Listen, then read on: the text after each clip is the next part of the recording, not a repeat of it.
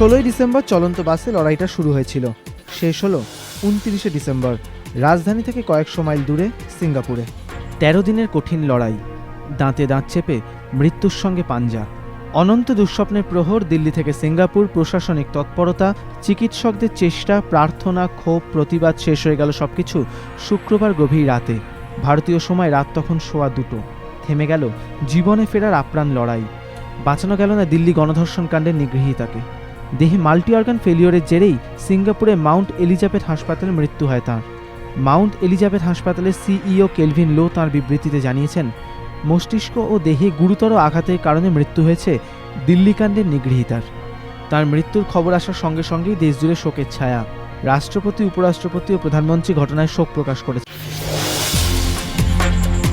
13 দিনের মাথায় থেমে গেল লড়াই, মৃত্যুর কাছে হেরে গেল জীবন, কিন্তু তাকে ভোলেনি দেশ, তাকে ভোলেনি রাজধানী। তাই এদিনও হাতে মোমবাতি, চোখে জল। দিল্লি গণধর্ষণ কাণ্ডে মৃত তরুণী আত্মার শান্তি কামনায় যন্তর মন্তরে জমায়েত হয়েছিল কয়েকশো মানুষ। দুপুর 2টো নাগাদ সেখানেই যান দিল্লির মুখ্যমন্ত্রী শীলা দীক্ষিত। তাকে ঘিরে বিক্ষোভ দেখাতে শুরু করেন কমপক্ষে 500 মানুষ। বিক্ষোভের মুখে ফিরতে হয় শীলা দীক্ষিতকে। শনিবার সকাল থেকে যন্তর মন্তরে জড়ো হতে শুরু করেন অসংখ্য মানুষ। বেলা বাড়ার সঙ্গে সঙ্গে বাড়তে থাকে ভিড়ের বহর। প্রতিবাদ ব্যাঙ্গালোরেও সারি সারি মোটরবাইকে নিস্তব্ধ প্রতিবাদেই শ্রদ্ধা জ্ঞাপন তাকে। কলকাতায় মেট্রো চ্যানেলের সামনেও চলে শ্রদ্ধা জ্ঞাপন, জ্বলে ওঠে শয়ে শয়ে মোমবাতি। দিল্লি গণধর্ষণ কাণ্ডে নিগৃহীতার মৃত্যুতে শোকস্তব্ধ সারা দেশ। শ্রদ্ধা জ্ঞাপনের সঙ্গে সঙ্গে সবার কণ্ঠে প্রতিবাদের সুর। অমিতাভ বচ্চন টুইটারে লিখেছেন, দিল্লি কাণ্ডে নিগৃহীতা আর আমাদের মধ্যে নেই, কিন্তু আমাদের হৃদয় চিরদিন জেগে থাকবেন তিনি।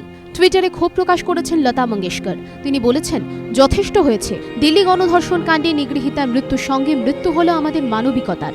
এবার ঘুম ভাঙা উচিত সরকারের। অপরাধীদের কড়া শাস্তি দেওয়া উচিত। শুধু চোখের জল ফেলে কোনো লাভ হবে না। শাহরুখ খান বলেছেন, পুরুষ হিসেবে লজ্জিত।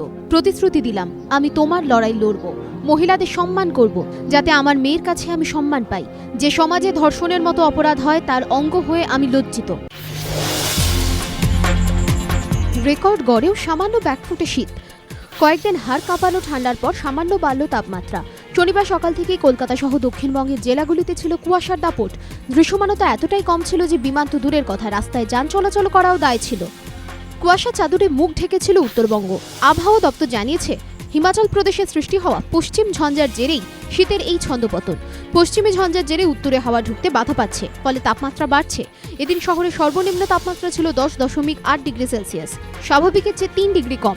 আর কয়েকদিন পরে তাপমাত্রা স্বাভাবিকের কাছাকাছি পৌঁছে যাবে বলে জানিয়েছে আবহাওয়াবিদরা।